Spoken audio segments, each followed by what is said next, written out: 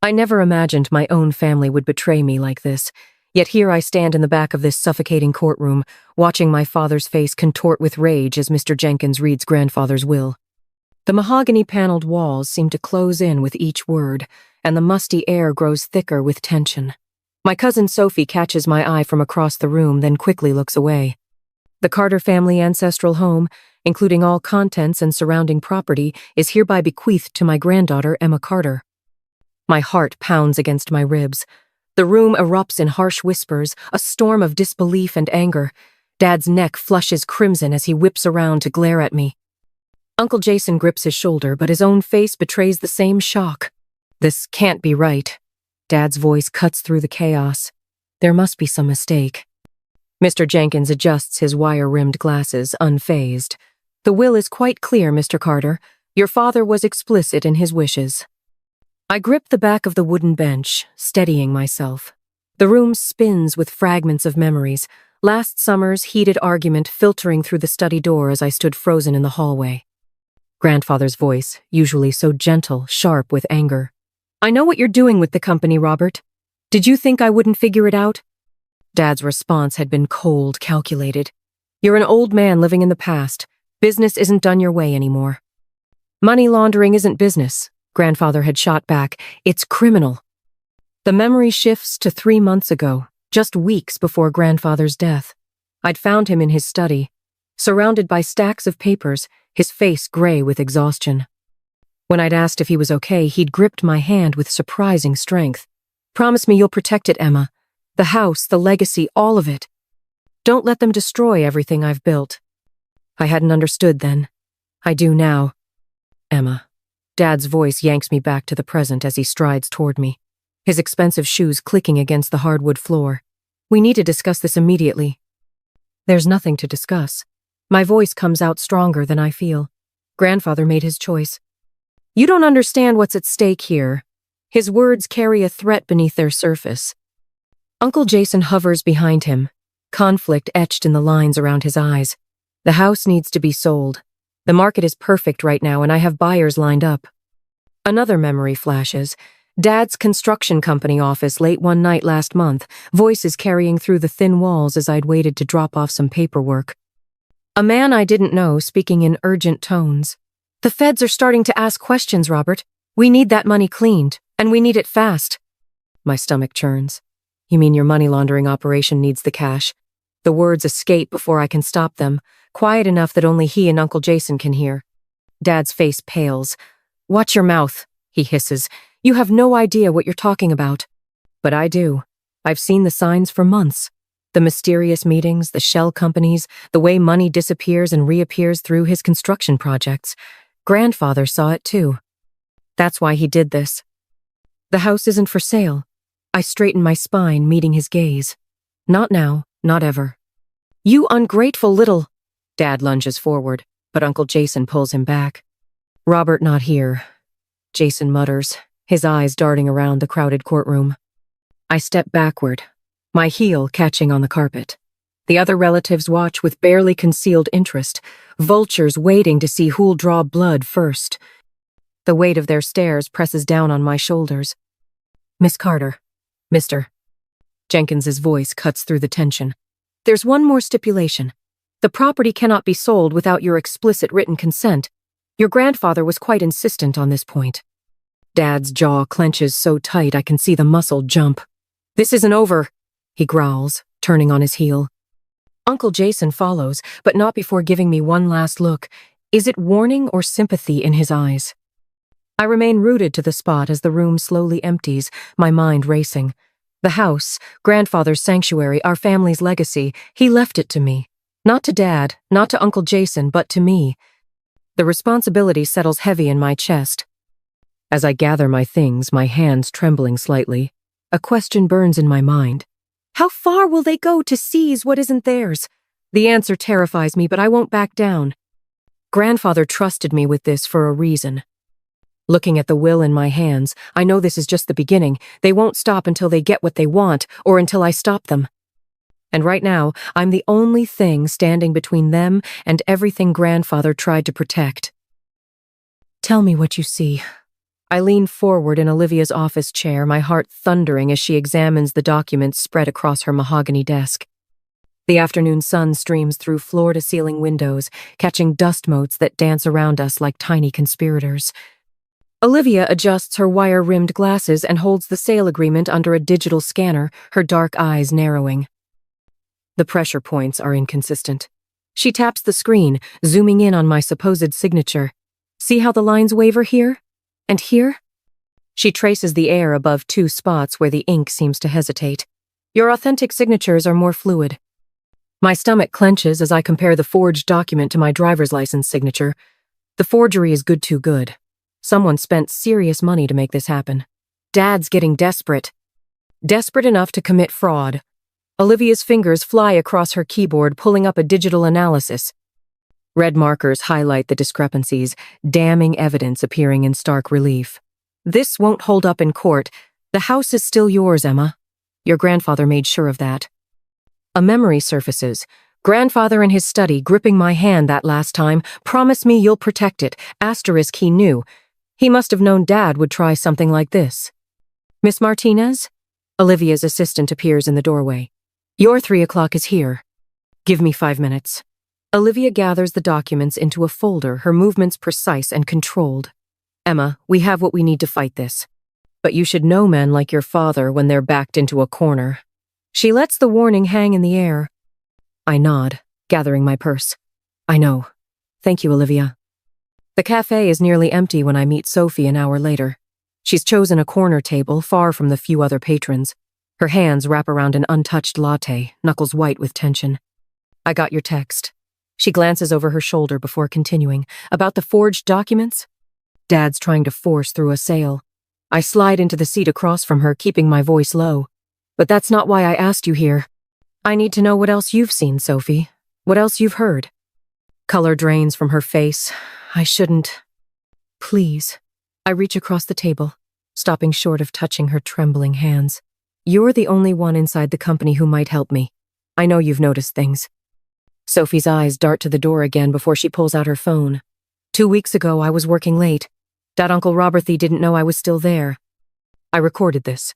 She slides the phone across the table, an email displayed on the screen.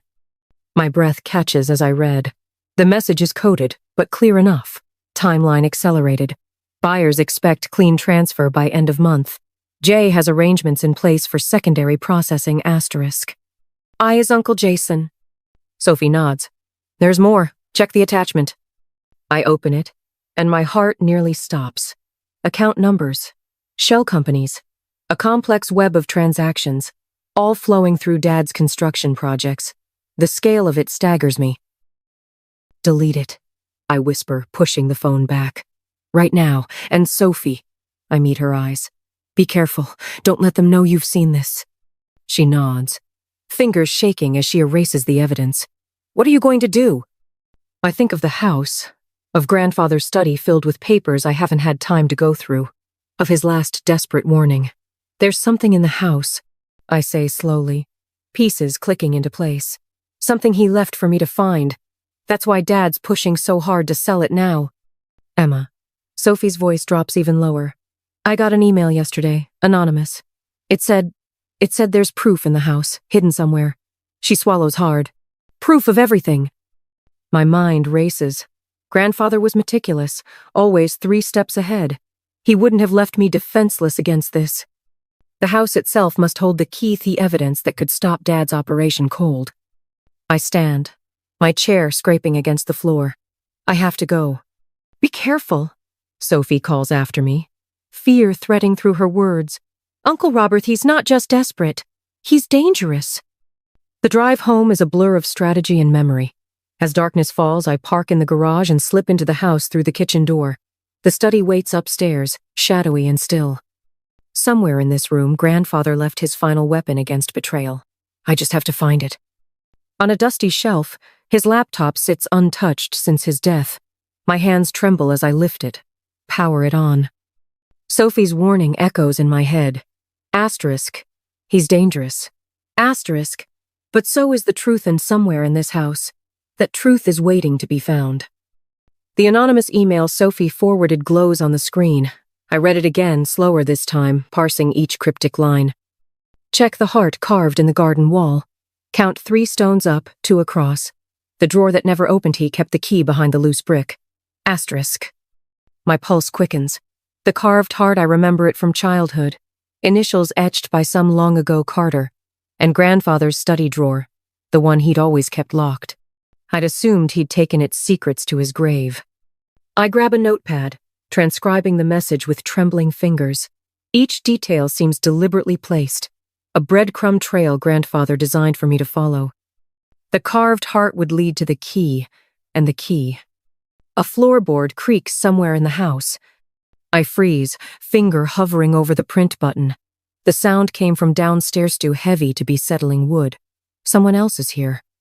Quickly, I hit print and close the laptop. The printer whirs to life, too loud in the silence. I snatch the paper, fold it, and slip it into my pocket. Another creak, closer now. Footsteps on the stairs. My heart hammers against my ribs as I edge toward the study door. One question burns in my mind, urgent and terrifying. What evidence did grandfather hide that's worth breaking in to find? The footsteps reach the landing. I kill the desk lamp and press myself against the wall, praying the darkness is enough to hide me. Tomorrow I'll follow grandfather's trail of clues. But first, I have to survive tonight. The warehouse stench of mildew and rust fills my lungs as I crouch behind a stack of rotting wooden crates. Olivia and Sophie huddle beside me in the darkness, our breathing shallow and controlled. Through a gap in the crates, a slice of fluorescent light illuminates Dad's face as he paces the concrete floor 20 feet away. Even from here, I can see the sheen of sweat on his forehead. "Time's running out," he snaps at the shadows gathered around him. "The feds are breathing down our necks, and that little brat," the word twists like a knife in my chest, "is refusing to cooperate." A gravelly voice responds from the darkness. "You assured us this would be handled cleanly, Robert." The speaker steps into the light. Vincent Delgado, his expensive suit, a stark contrast to the decay surrounding us. Instead, we've got whispers of an investigation and a paper trail a mile long. My hand tightens around the small recording device in my pocket. Olivia touches my arm, a silent reminder to stay still. "I can fix this," Dad insists, but there's a tremor in his voice I've never heard before. "The house sale will cover everything once it's done." "And how exactly do you plan to make that happen?" Vincent's words drip with menace. "Your daughter holds the keys now, doesn't she?" A muscle twitches in Dad's jaw. "Leave Emma to me. I've got the documents ready. With or without her cooperation, that sale is happening within 48 hours. Sophie stiffens beside me. I don't need to see her face to know what she's thinking. The same thing I am. Forged papers. He's planning to fake my consent. The meeting continues, voices growing more heated as they discuss shell companies and offshore accounts. Each word is another nail in the coffin of the man I thought my father was. Olivia's surveillance equipment captures it all, but the real evidence is branded into my memory. The casual way they discuss fraud, the calculated plans to steal what's rightfully mine. Later, in our makeshift command center, an abandoned office space 3 blocks away, Olivia sorts through the intercepted communications while Sophie paces nervously behind her desk. "He's moving faster than we thought," Olivia says, fingers flying over her keyboard. "Look at these timestamps. The sale documents are already being processed." I lean over her shoulder, scanning the decoded messages. "How long do we have?" "Hours, maybe." She points to a string of encrypted text. "They've got a buyer lined up for tomorrow morning once those papers are filed." "We can't let that happen." My voice is steel, surprising even me. Grandfather trusted me to protect this legacy. I won't let them destroy everything he built. Sophie stops pacing. "Emma, maybe we should talk to Uncle Robert first. Try to reason with him." The memory of his face in the warehouse, cold, calculating, already planning to forge my signature, hardens my resolve. He's had his chance to do the right thing. Now it's time for a different approach. 20 minutes later, I stand in grandfather's study, the weight of generations pressing down through the darkness. The house creaks around me, familiar sounds that used to bring comfort. Now they feel like warnings. The door opens. Dad's silhouette fills the frame, his shoulders tight with barely contained rage. "You wanted to see me?" His voice is carefully controlled, but I can hear the storm brewing underneath. Yes. I move to grandfather's desk, place my hands on its worn surface. We need to talk about the forged documents you're planning to file tomorrow morning. The silence stretches between us, thick with decades of lies. Through the study window, storm clouds gather on the horizon, echoing the darkness in my father's eyes. You have no idea what you're talking about. But there's a flicker of something in his expression. Fear, maybe. Or recognition that his carefully constructed world is beginning to crumble. Don't I? I reach into my pocket, withdraw the recording device. Would you like to hear what Vincent Delgado had to say about it? All color drains from his face. Behind him, Uncle Jason appears in the doorway, his expression caught between loyalty and dawning horror as the truth of our family's corruption finally comes into focus. You stupid girl. Dad's voice trembles with fury. Do you have any idea what you've done? The people you're dealing with are criminals? The word rings through the study. Like you? He lunges forward, hands slamming onto the desk between us. Everything I've done has been for this family. Number. The certainty in my voice stops him cold. Everything you've done has been for yourself. The money laundering, the fraud. You're destroying everything grandfather built.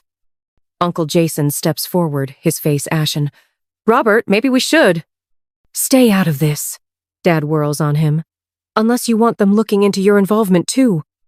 The threat hangs in the air, but something has shifted in Uncle Jason's eyes. I see the moment his loyalty fractures, splintering under the weight of too many lies. After they leave, Dad's threats still echoing off the wood-paneled walls, I sink into grandfather's chair, exhausted. Sophie and Olivia hover nearby, their presence a silent comfort as I process what just happened. But something catches my eye, a slight irregularity in the bookshelf behind the desk. Standing, I run my fingers along the spine of the old leather-bound books. There, a gap, almost invisible unless you're looking for it. My heart pounds as I carefully remove the loose panel. Inside the hidden compartment, a weathered journal rests atop a stack of documents. My hands shake as I lift it out, recognizing grandfather's precise handwriting. The first page reads like a confession, a record of everything he discovered about Dad's illegal operations. Emma? Sophie's voice is barely a whisper. What is it? I clutch the journal to my chest, mind racing with the possibilities this evidence represents. It's exactly what we need. My voice catches. Grandfather knew. He knew everything, and he left us the proof to stop them. The study falls silent except for the distant rumble of thunder. In my hands, the weight of the journal feels like both a burden and a weapon. The question isn't just what secrets these pages contain, it's how far I'm willing to go to use them. The crystal chandeliers of the Riverside Conference Hall cast dancing shadows across the faces of Metro City's elite. I adjust my grip on grandfather's leather-bound journal, its presence in my clutch bag both a comfort and a weapon. Across the room, Olivia Martinez catches my eye and gives an almost imperceptible nod. Everything is in place. Ladies and gentlemen, Dad's voice carries across the crowded hall, smooth as aged whiskey. It gives me great pleasure to announce the sale of the historic Carter estate to distinguished developer Ethan Reynolds. My heart pounds against my ribs as Reynolds steps forward, his custom Italian suit and perfectly coiffed silver hair screaming old money. But I know better.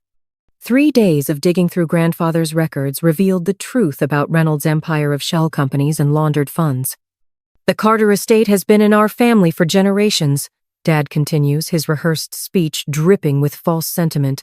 While change is never easy, neither is fraud. My voice cuts through the murmuring crowd like a blade. Every head turns as I step forward, grandfather's journal clutched in my trembling hands. Or money laundering, for that matter. Dad's practiced smile falters for just a fraction of a second. Emma, sweetheart, this isn't the time or place for. Actually, it's exactly the time. I open the journal to a marked page, my voice steadier than my racing pulse. Would you like me to read what grandfather wrote about your creative accounting practices? Or should we skip straight to the forged documents you used to try and circumvent his will? The crowd's whispers grow louder. Reynolds takes a step back from Dad, his carefully maintained facade cracking. From her corner, Olivia pulls out her phone, no doubt alerting our contacts in law enforcement.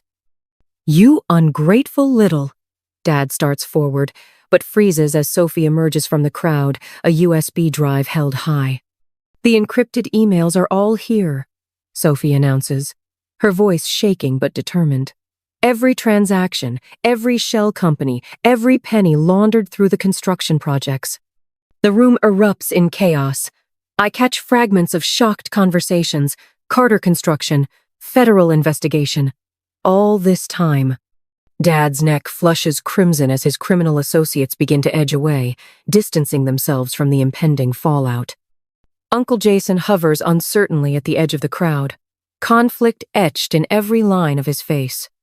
"You have no idea what you're doing," Dad snarls, closing the distance between us. "The people I'm involved with are currently being investigated by the FBI, I cut in, keeping my voice low. Did you really think Grandfather wouldn't leave evidence? That he wouldn't protect his legacy? A phone rings, cutting through the tension. Olivia answers, her face lighting up with grim satisfaction. "Detective Hayes," she says, loud enough for those nearby to hear. "Yes, we're all still here at Riverside Conference Hall. You're 5 minutes out? Perfect." The color drains from Dad's face. He looks around wildly, but his allies have already begun to scatter. Reynolds is nowhere to be seen. Even Uncle Jason has disappeared into the crowd. I grip the journal tighter, feeling the weight of Grandfather's trust, of his faith in me. The tide of power has turned just as he planned, just as I promised him it would. "It's over, Dad," I say softly, watching his empire crumble in real time. "Grandfather knew what you were doing with the company. He made sure I would have everything I needed to stop you." Across the room, I catch glimpses of dark suits and badges as law enforcement begins to filter in through the side entrances. Dad sees them too. His face contorts with a mixture of rage and fear that makes him look like a stranger. "This isn't over," he growls, but the threat in his voice rings hollow now. I think of the house, Grandfather's sanctuary, our family's true legacy.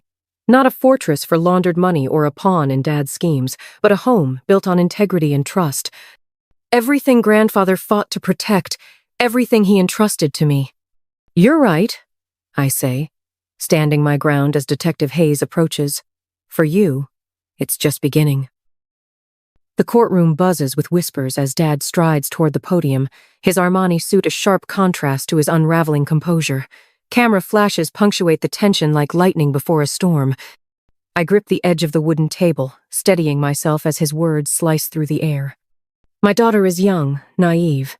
His voice carries that familiar, patronizing tone that used to make me shrink into myself. Not anymore. She doesn't understand the complexities of business, of family legacy. If she continues down this path making these wild accusations, he turns to face me directly, eyes glinting with barely contained rage. There will be consequences that can't be undone. The threat hangs heavy in the air. A reporter's pen scratches against paper somewhere behind me. I catch Sophie's eye across the room. She gives me the slightest nod, and something in my chest steadies. "I have evidence," Dad continues, "of certain indiscretions that would be devastating if made public. Emma, please." His voice softens, dripping with false concern. "Don't force my hand." Olivia Martinez, my attorney, shifts beside me. We've prepared for this moment, anticipated every move. The weight of Grandfather's journal presses against my side where it's tucked into my briefcase, along with the stack of financial records that will shatter Dad's carefully constructed facade. I stand, and the room falls silent. "You're right about one thing," I say, my voice carrying clear and strong. "I am your daughter, which means I learned from the best about keeping receipts." Olivia steps forward, nodding to the court clerk. The projector hums to life, and the first document appears on the screen, a detailed spreadsheet tracking money movements through shell companies, each transaction highlighted in damning red. This is a record of funds flowing through Carter Construction's subsidiary accounts. Olivia explains, her professional tone masking the bombshell she's dropping. Note the pattern of deposits and withdrawals, each carefully structured to avoid detection. Dad's face drains of color. Uncle Jason, seated in the front row, leans forward with widening eyes. "But that's just the beginning," I continue, pulling out Grandfather's leather-bound journal.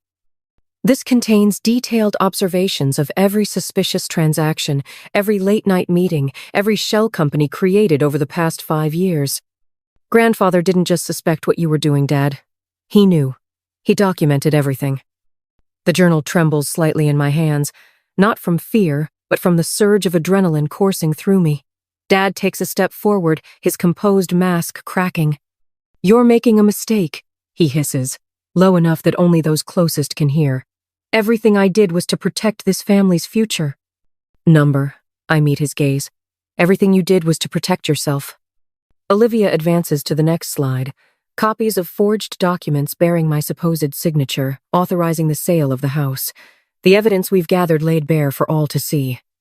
Gasps ripple through the courtroom as she methodically explains each piece. The forensic analysis proving the forgery, the intercepted emails discussing the scheme, the network of offshore accounts waiting to receive laundered funds. Dad's criminal partners shift uncomfortably in their seats. I recognize some of them from those suspicious meetings at the construction office. Men in expensive suits who now look like they're calculating their fastest escape routes. "Miss Carter," Judge Reynolds' voice cuts through the tension. "These are serious allegations. Mr. Carter, do you wish to respond to this evidence?" Dad's jaw clenches so tight I can see the muscle jump.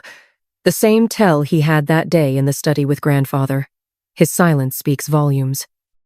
"Your Honor," Olivia continues, "we have Detective Marcus Hayes of the Financial Crimes Unit present and prepared to testify about the ongoing investigation into these matters." Something snaps in Dad's eyes. He spins toward Uncle Jason, who's already half rising from his seat. "You told them," he snarls. "You spineless." "Order!" Judge Reynolds' gavel crashes down. But it's too late. The carefully maintained veneer of the respected business leader crumbles as Dad lunges toward his brother. Courthouse security moves in swiftly, and I watch my father, the man I once admired, once feared, being restrained as Detective Hayes approaches with handcuffs at the ready. The cameras flash faster now, capturing every moment of his undoing. I remain standing, my heart pounding, but my voice steady as I speak one final time. "The house stays in the family, Dad. Just not your version of it." Uncle Jason rises slowly from his seat, his face ashen. The entire courtroom holds its breath as he makes his way to the center of the room. His hands shake as he straightens his tie. "I need to make a statement," he says, voice rough, "about the forgery, about everything." His eyes meet mine, filled with a mixture of shame and relief. "Emma's telling the truth. I helped Robert create those documents. I watched him build this whole scheme, and I did nothing to stop it." Sophie steps forward next, her heels clicking against the hardwood floor. "I have testimony as well, Your Honor. Dates, times, conversations I witnessed. The threats made against Emma when she refused to comply." The room erupts in chaos as Detective Hayes moves forward, officially placing Dad under arrest. The charges ring out clear and damning. Money laundering, fraud, conspiracy, forgery. Each word, another nail in the coffin of his reputation. I watch as they lead him away, his shoulders finally slumping in defeat. The man who once towered over my world now seems smaller somehow. Behind me, I hear the rapid-fire clicks of camera shutters, documenting every moment of this public reckoning. The judge calls for order, but I barely hear him. My mind is already racing ahead to what comes next. The questions that will need answering. The legacy that will need rebuilding. Grandfather's words echo in my memory. "Promise me you'll protect it, Emma. The house, the legacy, all of it." I did, Grandfather. But standing here in the aftermath, watching the family I knew crumble and reshape itself, I can't help but wonder, what will rise from these ashes? The house is safe, the truth is out, but the real work, the work of healing, of rebuilding, that's only just beginning. Dawn spills through the restored stained glass windows, painting the foyer in fragments of amber and sapphire. I run my fingers along the freshly polished banister, breathing in the scent of lemon oil and history. The grandfather clock in the corner, the one that marked so many Carter family moments, ticks steadily, a heartbeat restored. "Miss Carter?" Jorge, the restoration supervisor, approaches with a tablet in hand. The last of the historical photographs have been mounted in the East Wing gallery. I follow him down the hallway, where dozens of black and white photos now line the walls in gleaming frames. There's Grandfather at 20, standing proud in his army uniform. Another shows him breaking ground on his first development project, the one that launched the family business legitimately, before Dad corrupted it. My throat tightens as I spot a photo I'd almost forgotten. Grandfather and me in his study, heads bent over his collection of rare first editions. I was 12 then, oblivious to the storm brewing in our family. The archival glass will protect them from UV damage, Jorge explains, but his voice fades into background noise as memory washes over me. 3 months ago, I stood in this same spot, watching federal agents escort Dad out in handcuffs. His face had been a mask of fury and disbelief, the expression of a man who never imagined his schemes would unravel. The evidence in Grandfather's journal had been irrefutable, each detailed entry revealing another layer of Dad's money laundering operation. The memory dissolves as Olivia's heels click against the hardwood floor. Everything's official, she announces, waving a stack of documents. The title's clear and the preservation trust is ironclad. No one can ever force a sale of this property again. Thank you. The words feel inadequate for everything my attorney has done, but she waves off my gratitude with a warm smile. Sophie appears in the doorway, a box of old photographs in her arms. Found these in the attic. Thought they might fit the gallery. My cousin, no, my friend now, sets the box down carefully. It's amazing in here, Emma. Uncle Frank would be proud. The three of us move to the living room, where morning light streams through newly restored windows. The antique furniture, each piece chosen by Grandfather over decades, gleams with fresh polish. On the mantel, his collection of vintage fountain pens catches the light. I'd found them tucked away in his study, along with the journal that changed everything. Hard to believe this was the same house, Sophie muses, sinking into a leather armchair. Remember how dark it felt during the will reading? Now it's like it can breathe again. I finish, understanding exactly what she means. Olivia spreads the trust documents on the coffee table. The community outreach program is ready to launch whenever you are. 3 local families have already applied for the educational grants. My chest swells with something that feels like purpose. The house will never again be a fortress of secrets and lies. Instead, it's becoming what Grandfather always envisioned, a place of learning, growth, and second chances. Through the bay window, I watch volunteers preparing the garden for tomorrow's community gathering. They're planting wildflowers in beds where nothing grew for years, the colors a riot of purple, yellow, and white against rich soil.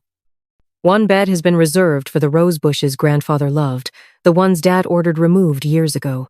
They'll bloom again next spring. The Grandfather clock chimes 10, its sound resonating through rooms no longer choked with tension and deceit.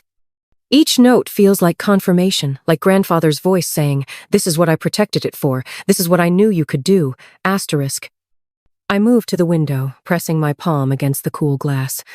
The morning sun illuminates every corner of the property, from the restored Victorian greenhouse to the winding gravel paths. No more shadows, no more secrets, just light, possibility, and the steady foundation of truth that Grandfather helped me build. Ready for tomorrow? Sophie asks, joining me at the window. I nod, watching a monarch butterfly drift through the garden. Ready for everything that comes next.